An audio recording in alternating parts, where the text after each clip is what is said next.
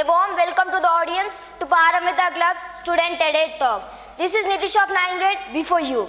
It is said that an idea changes the life.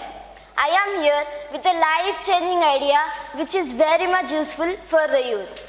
Last year, a friend of mine committed a mistake and was given a mild punishment by the teacher when she observed it. Unfortunately, he faced the same situation at home, but this time the parents were there in place of teacher. After all, a child is a child. He was hurt and started to develop hatred towards the parents. Then I thought, why can't he understand them in a better way? Then a fear crept in my mind that what should I do if I face the same problem? I built a wall of questions before me and I should break it. Or I might become the victim of my own questions. I contemplated, and I invented the best tool to break the wall built by me. Hence, today there is my presentation. After my presentation, every child will come to know how should a child understand the parents. I think you might be feeling how this little boy is going to convince us. Trust me, I am here to break the walls of your questions too. First, give your attention to a small, sweetest, and the best contemplating story which I narrate. There were two best friends named Ram and Karthik of same 8th standard. They both were good at study. They scored 90 to 95% of marks every time. Suddenly, there was a change in their attitude. They grew overconfident. Their overconfidence clouded their wisdom. I want to emphasize that confidence makes us see brighter side of life, but overconfidence makes us see darker side of life. I repeat, confidence makes us see brighter side of life, but overconfidence makes us see darker side of life.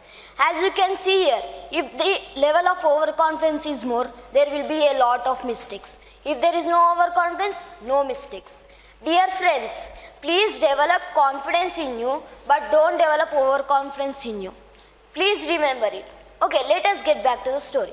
Their overconfidence resulted in negligent preparation for the fast approaching summative assessment. They attempted the examinations without serious preparation. As you sow, so you reap. Hence, both of them tested darker side of life by scoring below 50% of a marks. It was a surprise for the teachers and it was the biggest surprise for the parents. What happens next? I think every one of you know it well. The frustrated parents scolded them badly, and the more frustrated teachers started to doubt the talent of Ram and Karthik. On this occasion, I want to make an appeal to all the elders that marks and grades can never measure the intellect of a child. I repeat, marks and grades can never measure the intellect of a child. Please don't judge our intellect with the marks we score in the exams. I am here sharing my views without any fear after a lot of introspection. I feel this is real education. Sorry for deviation from story. Let us get back to story. Ram and Karthik too felt same. They said to themselves, we scored well almost for 7 years. But if we score less for one time, why can't the parents digest it? Here the children's frustration is justified. At the same time, we can even blame Ram and Karthik for their changed attitude towards the parents. Let us analyze the conflict among the children and the parent. I want to make one thing crystal clear to all the children that no parent advises, scolds us or punish us to spoil our life, but it is done to build our life. Once again, I want to remind all my friends that no parent advises, scolds us or punish us to spoil our life, but it is done to build our life. So this is a pic taken when I was small. At that time, my parents used to scold me and punish me. Then I thought, I am an unlucky person to get like these parents. But day to day I am growing up and I am understanding that they are doing for my sake. They want to build my life, but they don't want to demolish my life. This not only happens in my life, but it happens in everyone's life. Okay, let's get back.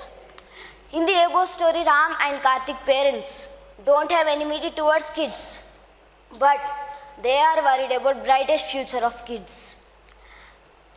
Especially the parents' mind of those children might be crowded with following questions. What happened to my child? Whether he had fallen in bad company, whether my child is being attracted to bad things, whether my child is attracting to bad things. Are we doing wrong parenting?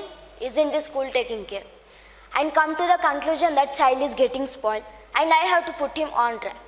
They too try to break the wall of questions, sometimes by breaking the backs of the children or addressing them with the harsh voice. I personally don't support this act of parent, but I understand the worry of parent. The worry of parent is also justifiable because social media and other media is fully stuffed with criminal acts of youth. Parents feel that if they can't put his or her child on track, one day or other, their child may become a criminal. They have a lot of expectations on their child. They want to see his child in the position of a great doctor, a civil servant, or etc. When they see a little deviation in the attitude of their child, they feel as if their dreams are getting collapsed. Dear friends, please understand the parents, don't find fault with them. Whatever they do, it is for our sake. If any unconditional love prevails on this planet, it is found only in the heart of the parents.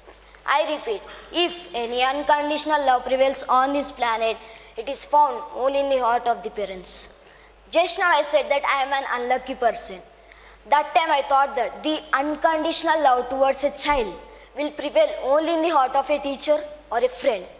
But day to day I am understanding that the unconditional love towards a child will prevail only in the hearts of the parents. Let me share my own experience which taught me the value of parents' advice. When I was in 3rd grade, I was down with fever. Every one of you know that when we suffer from fever, we must be very careful and especially we should distance ourselves from oily and junk food. The same advice was given to me by my parents. I was fond of junk food after all I was a child. Without knowledge of my parents, I took junk food outside. Again, as you sow, so you reap. By eating junk food, I gave a grand invitation to typhoid fever. Now, normal fever is replaced with typhoid fever. Why? I did not understand the value of parents' advice. Who had to suffer? It's only I. Doctor advised me 1 month rest at home, forget about junk food. I had to avoid normal food too. 1 month absence from school made me an alien to the syllabus which was taught for 1 month. I was swimming in the ocean of confusion. Then I understood the value of parents' advice. Dear friends, no parent on this universe can become a spectator when his own child gets spoiled. No parent in this earth can try to spoil their life, but they try to build our life. Our parents are our real heroes and heroines. Be grateful to your parents because we are good at flesh and bone only because of their sacrifices. I dedicate my today's TED Talk to all the parents on this planet for their abundant unconditional love towards their offsprings. A child must understand his or her parents in a better way. Thank you.